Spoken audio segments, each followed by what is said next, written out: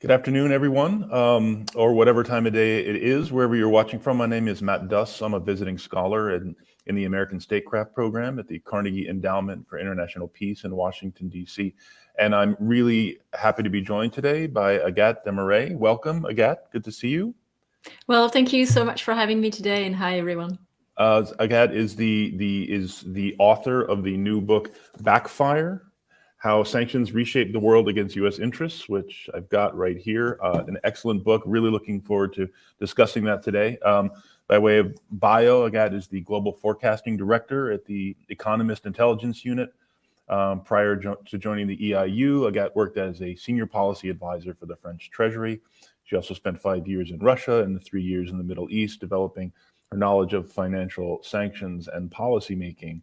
An extremely timely conversation here. I think there are, the use of sanctions, or I think what we would probably both agree, the overuse of sanctions has created a set of very interesting and often negative consequences, and for the United States in particular, but not only. And I think, your book goes into great detail examining this. So to start, why don't we just look at Russia, for example, in your view? How have the sanctions worked or not worked on Russia, and what are some of the consequences of the rather massive sanctions regime that has been posed on Russia, not just since the invasion of a year ago, but even previous to that? Well, I think that's a perfect scene-setting question, because I think that Russia is a completely different test case for Western sanctions, because Russia is an entirely different beast. I think that when we want to assess the effectiveness of sanctions against Russia, the problem is one needs to assess this effectiveness against a set of goals. And there is a problem here. It is that Western countries have often forgotten to mention what the goal really is for Western sanctions against Russia. And the reasons why this is a problem is that it gives way to a number of conspiracy theories or claims that sanctions don't work, etc., etc. I think that if we want to have a clear view about these goals, I would say there are three goals. The first one was to send a diplomatic message to both Ukraine and Russia of resolve and unity. Transatlantic unity has been very strong, actually, which is a bit different from what I tell in my book about past sanctions disputes. I think this has been exceptionally strong and a very welcome development. So from that perspective, I would say mission accomplished. The second goal has been to weigh on the ability of Russia to wage war against Ukraine, economically, financially, technologically. And I would say here that it works. We've seen that the Russian economy has recorded a recession last year. It will probably record a recession again this year. That is the consensus among forecasters. And so this will push the Kremlin at some point to make difficult financial choices. And I was also mentioning the technological field. Sanctions have restricted Russia's ability to access semiconductors. And this is very significant because Russian missiles are full of semiconductors. But I think we still need to be realistic. It won't be a collapse of the Russian economy. It's the 9th largest in the world, but it will be a slow asphyxiation. And that leads me to my third and final point. Since 2014, and actually, as I argue in the book, this is probably the most stringent and powerful sanction imposed against Russia. Well, since 2014, Russian energy companies haven't had access to financing and technology from the West. And this is a real problem, a real headache for the Kremlin, because a number of Russian energy fields are coming to what is called maturity. Their reserves are fast depleting. So Russia needs to develop new oil and gas fields. Many of these are located in the Arctic. So Russia needs to have top-notch technology, American technology, essentially, to do that. And this technology won't be available. And so what that means, we go back to the slow asphyxiation point, it means that over time, Russia will lose its status as a global energy superpower. But again, it will be a long-term trend, and sanctions won't have magical results from one day to another. Right. I mean, I think that, one of the questions is, at what point does this asphyxiation, as you put it, produce, policy change on the part of the Russian government? I'm thinking, what are some examples? Why don't we step back for a minute here? And, in your view, what makes sanctions so attractive as a policy? they've, again, we've seen starting in the 90s, but before that, but in my recollection is, the 90s when we really the United States started to use these tools to a much greater degree. So can you talk about that a bit? Yes, absolutely. I think that sanctions have been a very, very popular diplomatic tool for the US over the past 2 decades, I would say. Of course, it dates back to earlier than that, but I would say over the past 2 or 3 decades, we've really seen a massive proliferation of sanctions. You've used the term sanctions overuse in your intro. I think there are 3 main reasons for this. The first one is that sanctions are very rapid, well, very quick to implement, to draft and implement. You can essentially do that in one night. When we started, and by we, I mean Western countries, first imposed sanctions against Russia in 2014, I was part of that effort, and it was really fast. It's a very fast measure. It's actually faster than sending troops or anything like that. So that's a fast way to respond to unfolding crisis and to show public opinion that something is being done, which is also very important for politicians. So it's fast. The second argument is that it's very cheap. And I think that the reason for that, and this is sometimes misunderstood, it is the fact that sanctions are effectively implemented by the private sector. It is up to financial institutions and also multinationals to check that everything they do is complying with sanctions. And so what that means is that the US is effectively, doing some externalization of its own foreign policy, because it is up to private companies to implement US foreign policy. And in the case of secondary sanctions that force all companies around the world to make a choice between the American market and the market of a sanctioned country, all companies around the world have to implement US sanctions, so really externalization at a grand scale. And finally, sanctions fill in the void between empty diplomatic declarations on the one hand of the diplomatic spectrum. These are not going to impress Vladimir Putin. And on the other end of the diplomatic spectrum, you have military interventions, deadly, costly, unpopular. And so sanctions fill this void right in between. And this is why they are so popular, in my view, for American policymakers. Right. Popular to put on, less popular to take off, as we discovered in many cases. I mean, what are some of the examples? I do remember, post 9/11, when the counterterrorism became a huge focus, like going after sources of funding. The Treasury Department, really amped up its use of these kinds of tools, but also particularly relating to Iran. I think we've seen the use of what are called secondary sanctions, which is not just sanctioning the targeted country, but potentially targeting our own allies and partners. For watching the Trump administration's approach to the Iran deal, it was quite striking to see them withdrawing from a deal and then effectively declaring economic war on the allies with whom we negotiated that deal, because they themselves refused to withdraw from it, quite rightly, in my view. But what are some of the key moments in the sort of use and abuse of sanctions over the past couple decades, you think? Well, I think that we can go back to Soviet pipelines, actually. And there's this one example that I tell in the book. In the 1980s, the US had already, because it is very close to what happened with the Nord Stream 2 pipeline saga, the US had tried to derail the construction of a pipeline project between the former Soviet Union and Europe. And the US had imposed retroactive, unilateral sanctions on European companies that essentially wanted to fulfill some contracts that had been signed and that their governments wanted them to fulfill.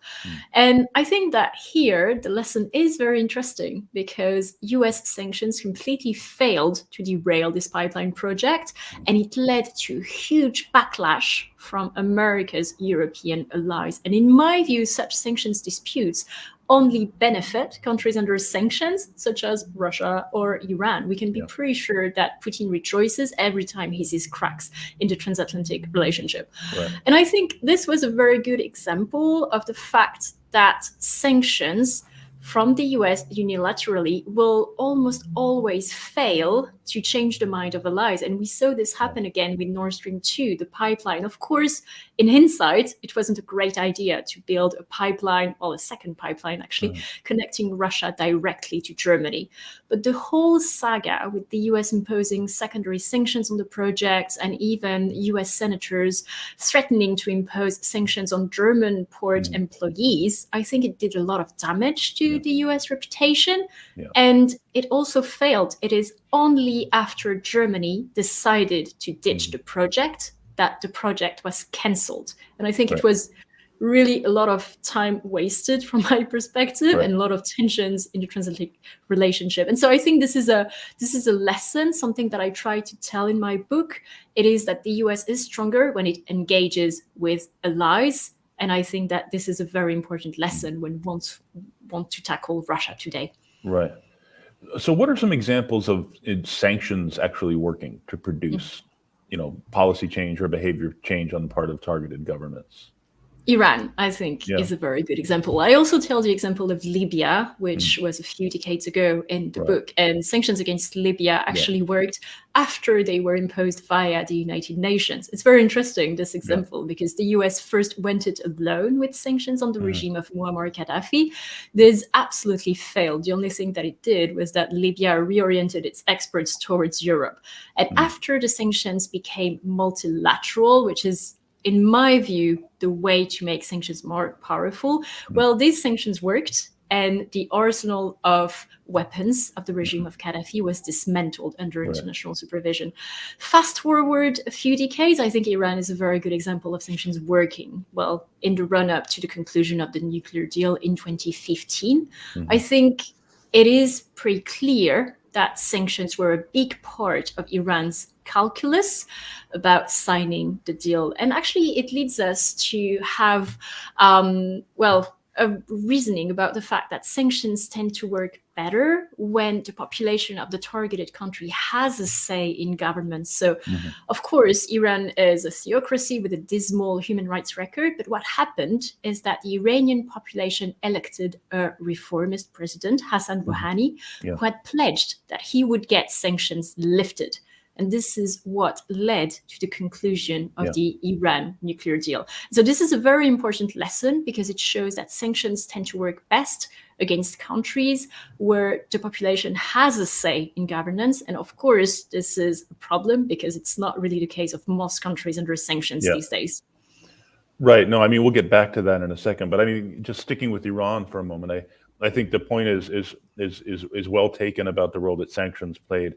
I mean, I also think it's worth noting that the United States made what it saw as a concession with regard to, recognizing Iran's right to enrich under the NPT, which is something Iran had long insisted on, which is to say, I mean, I think one of the lessons is that you have to have what the targeted, give the targeted country or government an off-ramp that it sees as reasonable to take, not simply bash them over the head with sanctions until they utterly transform themselves. But they have to be able to get something as hard as it might be politically to make that argument here in the United States, giving regimes we don't like, things that they want. That is part of making sanctions effective. I think if I may comment on that, I think you need to give them two things. I think you need to give them some predictability because I think that the US concluding the Iran nuclear deal and then exiting the nuclear deal has done a lot of damage to the US's reputation. Because a number of countries will say, what's the point of signing a deal with the US if they can just leave the deal? So from my perspective, predictability is very important. And the second aspect is one needs to have a think about sanctions lifting. In the case of Iran, it was very disappointing from Tehran's perspective, the small period of time when sanctions were lifted. And the reason for that is that a number of international companies, mostly European companies, were saying, actually for a good reason in hindsight, that the US would go back to imposing sanctions against Iran. So they didn't want to go back to the Iranian market. And the few that went back to the Iranian market had to leave after the US exited the nuclear deal. So it made it difficult, I would say, for the Iranian leadership to say, okay, this was a profitable thing for us to do. We altered our behavior, but we didn't gain much in return. And so, as I say in the book, I think that a number of countries under sanctions will assume they will be under sanctions forever, and they have better adjusting to this instead of changing their behavior. Right. So let's talk about that adjusting. What are some of the steps that countries like Iran and Russia and others are taking in response to what seem to be never-ending sanctions regimes against them? What are some of the working grounds that are being used? And again, I mean, the subtitle of your book is how sanctions are reshaping the world against U.S. interests. So let's talk about that a little bit.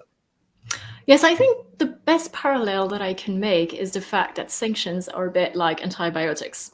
Essentially, they are a critical tool. The book is absolutely not against sanctions. It could well be the opposite, actually. I think that sanctions are a critical part of Western diplomacy.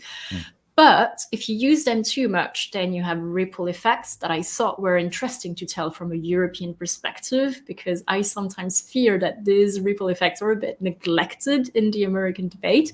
And you have resistance, exactly the same between sanctions and antibiotics. And so given sanctions target financial transactions, we've said a few minutes ago that it is up to banks to check the compliance of the transactions that they process with sanctions. Well, these innovations take place in the financial sphere. These innovations that make it possible for a number of countries to vaccinate themselves against sanctions. And actually, this is something that I really want to emphasize. It is not about circumventing sanctions. It is really about taking preemptive moves not to actually have any problem if sanctions are imposed. It's really about vaccination. And there are three main innovations that we can mention. The first one is, of course, de-dollarization. This has been a priority for countries like Russia and China for a number of years. Actually, since 2020, the majority of Russia-China bilateral trade has been denominated in Russian rubles and Chinese renminbi. And also in the de-dollarization front, there is a lot of discussions about the fact that the reserves of the Central Bank of Russia have been frozen. Actually, only half of these have been frozen. That is to say, around 300 billion US dollar out of 640 billion US dollar before the war started in Ukraine. And why is this? Well, because Western countries could only freeze the portion of these reserves that was held in Western currencies. And so de-dollarization also helps countries to shield their foreign exchange reserves from sanctions.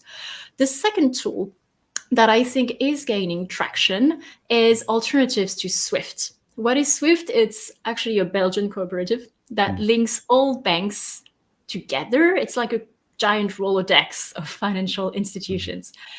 But essentially, a number of sanctioned countries saw what happened in 2012 with Iran. Under US pressure, SWIFT cut all Iranian banks from its network, and this put Iran into complete financial isolation.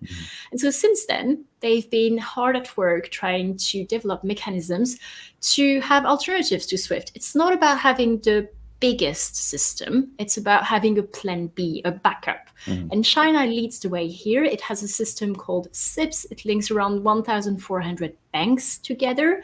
Of course, it's much smaller than SWIFT, but if China were to be cut off from SWIFT, well, it would have a plan B. And finally, the third innovation, there's been a lot of discussion about this, it's central bank digital currencies. These are completely immune to sanctions. These are currencies that people store on the wallets of their mobile phones. Already 300 million Chinese people use such currency. And so all of these innovations taken together, the way I would put it is that they give sanctioned countries and also illicit groups alternatives to Western financial systems. And that helps them to vaccinate themselves, to have a plan B in case they fall under sanctions. So what is your main, I would say, policy advice to American policymakers about dialing some of this back? Because as you noted, I mean, it's very politically attractive, having watched some of these sanctions bills kind of, speed through the process when I worked in the Senate. I mean, it is very politically gratifying. It's a way to signal, very, kind of strong political opinions without having to do very much, as you noted. What would you like U.S. policymakers to understand about the impact of these sanctions? So I think, first of all, it's not my place to give advice to American Well, tell policymakers. me so I can steal your ideas and tell them later. But at least from the European perspective, I think that there are two things that I would mention, because I can assure you that there has been some frustration with US unilateral and US secondary sanctions over the past years in European capitals. I think the first thing would be, please engage allies. I think that sanctions work far better when the US doesn't impose unilateral sanctions on a whim. When it collaborates with Europe, sanctions are better. Actually, sanctions against Russia, they wouldn't have much bite if Europe wasn't on board. I think that one of the most powerful sanctions against Russia has been the European ban on Russian oil imports, because it means that Russia has lost its main market for exports of energy, also because Russia has cut off the gas, the gas pipelines to Europe. So, but I think it's critically important that the US works with allies. And something that is really interesting here, in my view, is that I would bet that Putin expected that both sides of the Atlantic would fail to collaborate on sanctions after he invaded Ukraine on February 24th last year. And I think he's been surprised. I think he's been very surprised at transatlantic unity. And to me, this is a very, very positive trend. So I would say that this is the first thing. And the second thing, that's the idea of the book. I think that there needs to be some thinking around the side effects of sanctions. Sanctions may be the answer sometimes, but I think that we need to have a clear view about the fact that they will lead some countries to double down on de-dollarization, or they will make it difficult actually to lift sanctions in some cases. Actually, one could argue that in the case of Iran, sanctions have had such structural impacts that it will be very difficult to fully cancel their effects. I think that it is very important to have a view on these side effects. Maybe they are worth it, but at least there needs to be some consideration of it.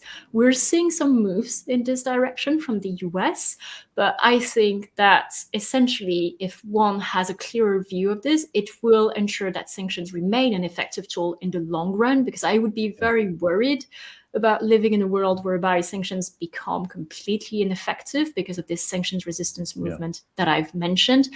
I think that the US would have very little leverage over China, over Russia, over Iran, Venezuela, North Korea, etc., etc. And I think this would be a very dangerous world to live in. I mean, let's talk for a minute about some of the ethical considerations with regard to sanctions, especially broad-based sanctions, sectoral sanctions that, essentially lay siege to populations. I mean, they make life very difficult, and they are talked about in this way by policymakers, whether strangling a country or this kind of language. I think we recognize that targeting non-combatant populations with violence and suffering is unacceptable, or should be unacceptable. People often use the word terrorism for this kind of violence. We also recognize that blockades are themselves an act of war.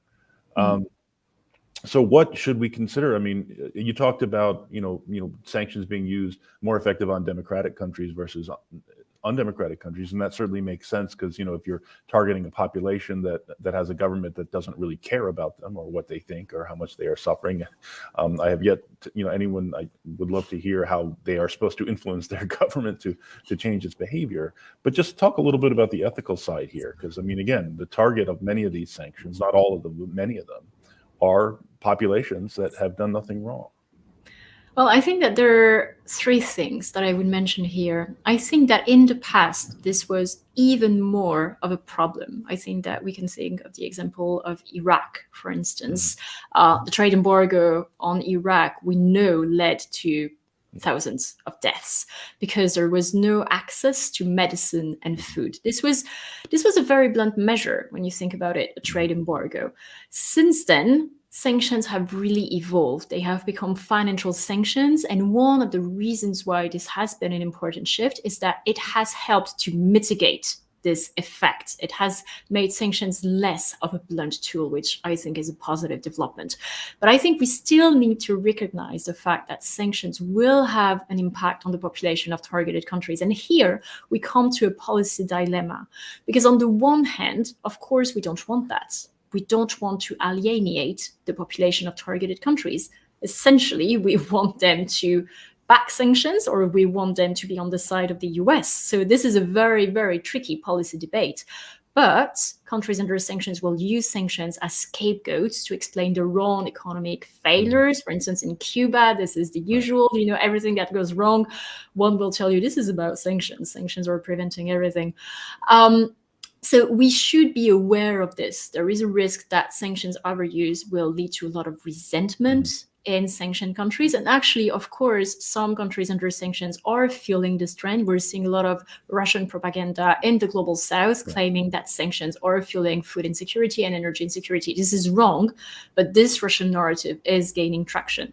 So on the one hand, we don't want that. However, on the other hand, I think there is to be a need to recognize the fact that those sanctions that tend to work best are the ones that impose hardship on the population of targeted countries, exactly for the reason that we discussed a few minutes ago, because we want the population of targeted countries to tell their governments that they want them to change course. And so one tool to do that is to fuel inflation in targeted countries by essentially making access to foreign exchange reserves more difficult, for instance. So we need to recognize that this is a policy dilemma. On the one hand, we don't want people in sanctioned countries to suffer, but on the other hand, that's the most effective way for the US to gain concessions from targeted countries. So a very, very difficult policy dilemma, I would say. I mean, you talked a little bit about the role that China is playing. It seems there is, for some years now, we've seen a kind of counter-sanctions coalition, or at least a counter-US sanctions coalition been developing. Russia, Iran, China. I mean, what are some steps that could be taken to kind of arrest that, or do you think this is just going to continue to develop as an option? You talked about a plan B. It does seem that having that plan B is part of continuing to develop this counter sanctions coalition, just in case. I think it will be a very, very hard development to stop. I think that this all points to the fragmentation of the global geopolitical landscape, of the global financial landscape, the global economic landscape. When I talk about the fragmentation of the financial landscape, I'm thinking of the sanctions resistance movement that I discussed a few minutes ago. I think on the one hand, it was always to be expected that developing countries would want to have their own financial tools. I think this is a reasonable demand, essentially. They're developing. They say, okay, we have Western financial tools. We would like to have our own. It's also a question of prestige, about boosting the use of their own currency. So I think this was always going to happen anyway. But then sanctions overuse is turbocharging this phenomenon. I don't think it can be stopped. I don't think that China and Russia and Iran are going to say, well, finally, we're going to stop trying to develop financial mechanisms to bypass sanctions. I think their expectation is they will be under sanctions forever, so they need to prep for that. So this is really a very tricky policy question. I don't think this movement can be stopped. The only thing that the US can do is take a look at the third bloc. We have 3 blocks of countries these days. We have a US-led alliance that the European Union is part of. We have a China-led bloc with its junior partner Russia, but we have a number of non-aligned countries in the global south. And the key question will be, who will they side with? And we're seeing a lot of Russian and Chinese operations to come with financing, to come with propaganda, to try to court these countries, for instance, in Africa. And to me, this is a worry because I would prefer to see these countries in the Western camp.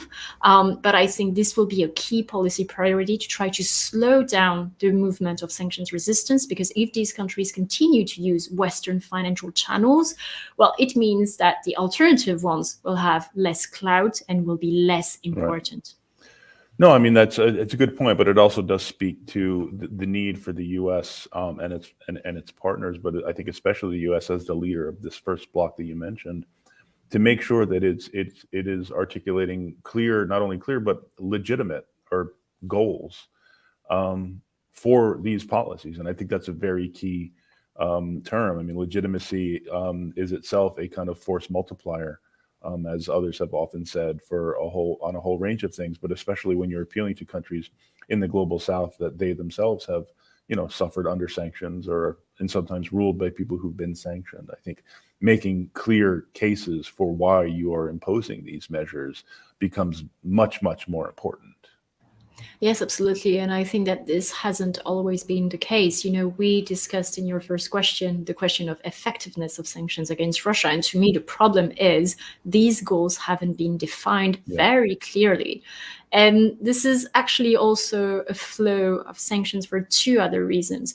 Research has shown that those sanctions that tend to be effective have very clear and narrow goals. Actually, one example that I like to quote is US sanctions against Turkey in 2018. These were meant to have Pastor Andrew Brunson, an American citizen, freed from Turkish prisons. And it worked, because these sanctions had a very clear and narrow goal.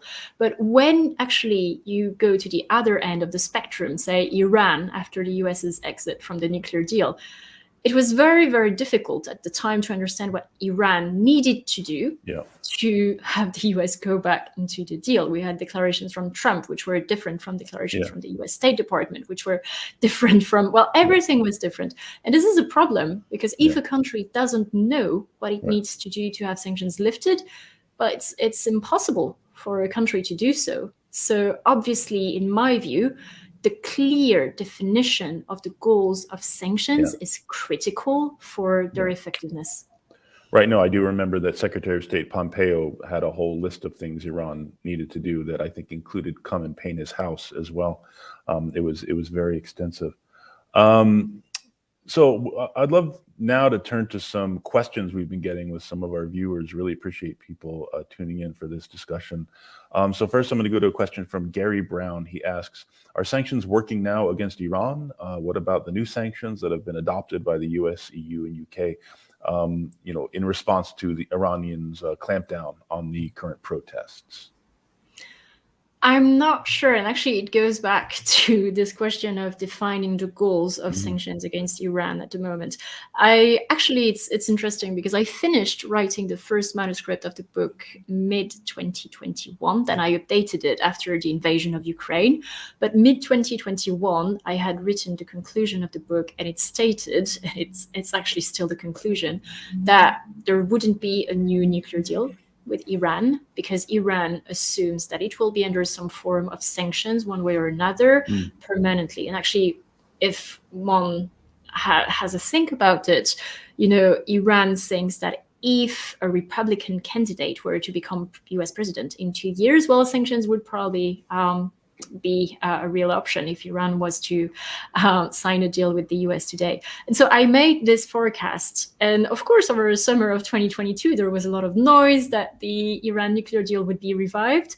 But I stuck to my guts, and I still said, no, I think Iran assumes sanctions are going to be here in one way or another forever. And so it is better off adjusting to this and assuming they will be a permanent fixture. And this has turned out to be true. So I think this is to me an important point. And the other thing that I would like to mention, because I find it really interesting, I think we have to understand that some groups in Iran, such as the IRGC, so the Islamic Guardians of the Revolution, they do not have any interest in seeing sanctions being lifted because they have such an important sway over the Iranian economy. They're now in a monopolistic situation, pretty much. So they have no interest in seeing foreign companies go back to the Iranian market. So I think this is also an important thing to consider. No, I think that is really important. I mean, we see that in Iran, we see that in Venezuela and other countries where these sanctions essentially help some of the worst actors and most corrupt actors in these regimes consolidate their control over key sectors of the economy, and it creates a disincentive for them meeting the demands of the sanctioning coalition. It's a difficult problem. I mean, I would also add here too. I mean, I think you make a very good case about Iran not rejoining the JCPOA. I do think had the administration made a different choice and actually followed through on their commitment to rejoin the deal very quickly in January 2021, they could have at least offered Iran, 4 years of sanctions relief. Who knows whether that would have been enough, but I do think it's very regrettable that approach was not attempted by the Biden administration. I do think it's one of the more consequential and bad decisions that they've made. So why don't we move to another question? I think this is an interesting one for me. Dennis asked, or NGOs doing humanitarian work have been stymied by sanctions due to banking restrictions. Do you think the UN Security Council resolution adopted in December will make the humanitarian work of NGOs easier? No, I don't think so. I think that the key problem here is what is called over-compliance from financial institutions. Essentially, if you're a bank, the one example that you have in mind is BNP Paribas, French bank, fined by the US for an amount of $8.9 billion US for breaching sanctions.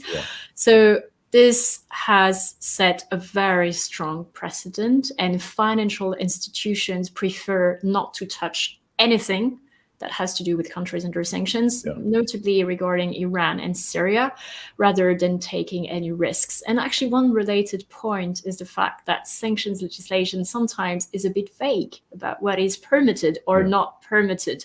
I actually argue in the book that this could be intentional because it magnifies the impact of sanctions because of this over-compliance trend, because banks will say, I'm not taking any risks. And we also shouldn't forget the fact that the Syrian market or the Iranian market aren't exactly booming. So these are not places that Western banks want to develop their business in. So I don't think that this is going to change anything. So, I mean, if that particular resolution and that, that cutout or that workaround that was offered for these NGOs, is there anything that could be offered short of complete sanctions repeal that might address this problem? I think that the problem here is that the US and European countries, well, Western countries in general, cannot force private actors to do something that they do not want to do. There's been a lot of discussion. Actually, I gave a parliamentary hearing in France about this topic recently, about fining European companies that respect American sanctions, that respect US law. And I said in no uncertain words that I found this to be a very silly project, because what companies are going to be doing is they will not say, oh, we're not doing this because of sanctions. They will say, we're not doing this because of something else. And I think that from the European perspective, to support European companies, imposing fines on them is probably not the best way to go. And I remember from my time at the French Treasury, I was in Beirut working on Iran after the conclusion of the Iran nuclear deal. And I would have a lot of discussions with European companies. And I would tell them, are you going back to Iran? They would tell me, well, no, not really. We're adopting a wait and see approach.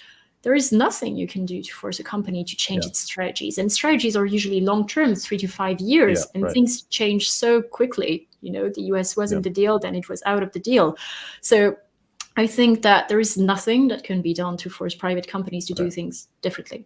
Yeah, and it does seem that this is, for some of the more hardline sanction supporters, especially on Iran, I mean, some of the supporters of the so-called maximum pressure campaign, this was very much part of the strategy.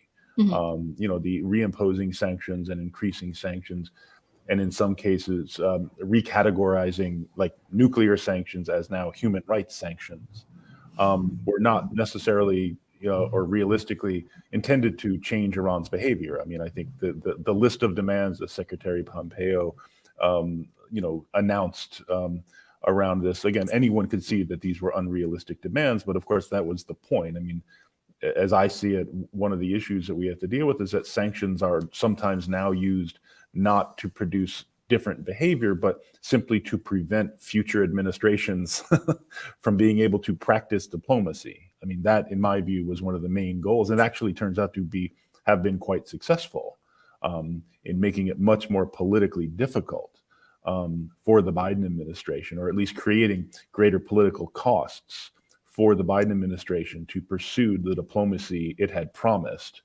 with Iran. If you don't want to respond to that's fine. I was just stating my own view there. I was editorializing a little bit. But actually, the one thing that I would add is the fact that to me, it's a good thing that we can't force private companies to go back to the market, because otherwise we're just turning to China's economic model. Of course, Beijing can force companies to go to a market and do whatever it wants. So I think that we should welcome this development, probably, but it's just very hard. Yes, right. So we have a question from Kayla. Do you believe a China-Russia coalition as a result of sanctions will become a threat to the U.S. Western Bloc, or isn't it a big problem right now? Or let me ask, how long do you think, I mean, you've already identified it in your book as a growing problem. At what point do you think this could become just a pretty severe issue? I mean, it's from what you said, China has its alternative to SWIFT. It is very small compared to SWIFT. At what point could that realistically become an alternative? I think it's already a problem. Yeah. I think that we're seeing a lot of discussions about China potentially arming Russia. I think that we're seeing Iranian drones being used in Ukraine. So I think that this coalition of the rogues is already a problem, and it is very hard to pinpoint a specific date when it will become even more of an acute problem. But Tell us the exact date when it's going to become a serious problem. Yeah. Actually, I would say, but I know this is a very unpopular forecast to make with American audiences, I would actually mention the fact that China will probably one day become the world's largest economy. The latest forecasts, so from the Economist Intelligence Unit, where I work, but also the IMF and Goldman Sachs, they all point in the same direction, that by 2040 at the latest, possibly a bit earlier than that, China will be the world's largest economy. And I think that this will change everything. Yeah. This will really be a massive shift. Right. So from that moment, China's calculus will probably change. We're seeing China becoming increasingly bold, from my perspective, to assert what it believes are its interests. But I think from that moment, things will really, really take a turn for the worse from the Western perspective. But of course, it does seem other countries and other businesses are preparing for that already. I mean, this is part of what makes this counter-sanctions coalition effective to the extent that it's already been effective. And I think it is very appealing for some countries in the global south, that do not necessarily believe that they will fall under sanctions, but they can settle transactions using a Chinese digital currency, for instance. This is not the case yet because there are problems. The renminbi isn't fully liberalized, but once this is done and you are a supplier, say in an African country, you can settle a transaction using your mobile phone and a Chinese currency. Why would you care whether you're using SWIFT, whether you're using a Western bank, whether you're using a Chinese financial channels? I think it will just be more convenient and make sense, especially given the fact that China is already the biggest trading partner of most countries around the world. Yeah. Now turning back to Russia, I mean, and getting, and also some of the political challenges here. I mean, you mentioned that, one of the problems with the package of sanctions that was imposed on Russia is that they lack, specificity or what they're requiring. I mean, it does seem to me that there is some specificity in that, these sanctions were imposed after Russia further invaded Ukraine on February 24, 2022. So it would be reasonable for Russia to expect some of these sanctions to be lifted should it return to the pre-February 24 lines. But of course, Russia would still be occupying parts of Ukraine illegally in that case, despite the fact that it has recognized, the independent oblasts. And again, that would be, I think, a better situation than we have right now. But it's very, very politically difficult to sell that and to take the political hit of lifting sanctions on a government that has been doing some of the atrocious things that Russia has been doing over the past year. And I think that this would be very hard to accept from the Ukrainian side. Yes. The Ukrainian side would want to return to the 2014 borders. Right. And so you see there is this, rightly. Of course, there is this lack of clarity. I think the Ukrainian side would want to go back to 2014. So it is, to me, a very tricky debate. But of course, it would be unacceptable for the Ukrainian side to say anything less than 2014 borders. Yeah. But actually, if we take a broader view, I am not inclined to think that sanctions on Russia will ever be lifted. I think that we live in a completely different world. And so we will have a decoupling of supply chains from Russia, because we always talk about Russian energy, but Russia is also a big producer of grains, of gold, of fertilizers, of metals. And so we will have this Western decoupling from Russia, which will actually probably decrease the effectiveness of sanctions over time, because it goes back to the point that you want sanctions to be imposed against a country with which you have big economic ties. So I think that we will have a complete reshuffling of the global economic picture, with Russia forging new ties with emerging countries. We go back to this third block question. But I don't think sanctions against Russia will ever be lifted. I got asked this question of whether Russia would go back to being a big energy supplier to Europe one day. I don't think that's even possible. And if it were to be the case, Russia will never be in a almost monopolistic position in the European energy market anymore. And meanwhile, this would, conceivably make zero impact on their decision-making around Ukraine, or would it? I think it's very hard to say, because we're trying to make projections about the reasoning of a single man, Vladimir Putin, in the Kremlin, which is essentially impossible. So I think that this is a very, very hard projection to make. I'm always very wary of entering debates to know what Russia will do or not do. I think this is down to one single man who's seemingly very isolated. So I'm not sure we can make any forecasts here. No, I mean, it does seem ironic that, he, at least as he explained it, the Ukraine move was an attempt to assert Russia's power and its sovereignty, and yet the reaction has actually made his government more, I guess, dependent, if not subservient, to China. But the question is, what information does he have? Do people tell him the truth? That was a question that I often asked myself when I was covering Syria, when I was based in Lebanon. What does Bashar al-Assad really know? What do people tell him? That's the problem in dictatorships. So I genuinely don't know what he believes and what he thinks. I think this is very hard to say. We have an interesting question from Akarsh Sharma, who says, we just saw India use its relationship with Russia to stop them from using nuclear weapons, or at least encouraging them not to, as blinking himself with knowledge. But if sanctions are used by the US or Europe, will India lose its influence on Russia? I mean, this is interesting because, India has been hesitant, I think, to join the sanctions coalition. One could argue, as I think this question suggests, that they have, sustained influence with Russia that they might not otherwise have had. I think India's position is very hard to decipher, at least for me, exactly as you say. I think that it's a very tricky one.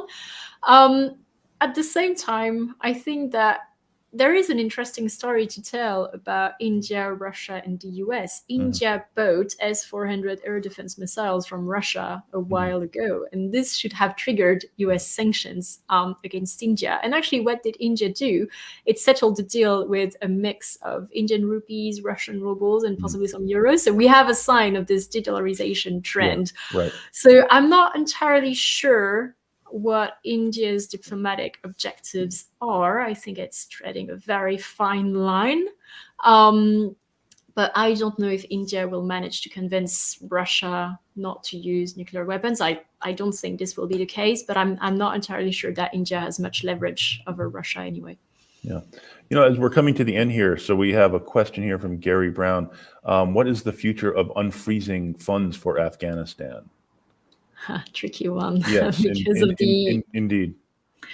Tricky one because of the legal implications. And there is this very same debate about using frozen funds from the Central Bank of Russia for the reconstruction of Ukraine.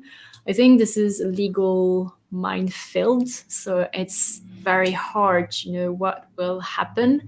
I think in the case of Ukraine, there is a lot of discussions about doing this, but it would settle, from my perspective, a dangerous precedent. And it would probably lead a number of countries to double down on this de-dollarization efforts to make sure their foreign exchange reserves are completely out of reach for US sanctions.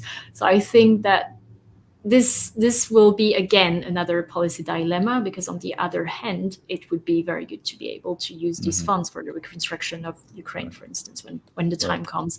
But unfortunately, it doesn't seem that it's going to be anytime soon. All right. Well, I want to thank you for a very interesting discussion, and congratulations on an interesting and very compelling and timely book. Again, for all of you watching this afternoon, thank you for joining us. And again, once again, thank you very much. Great to be with you. Thank you so much for having me, and thanks everyone for joining today.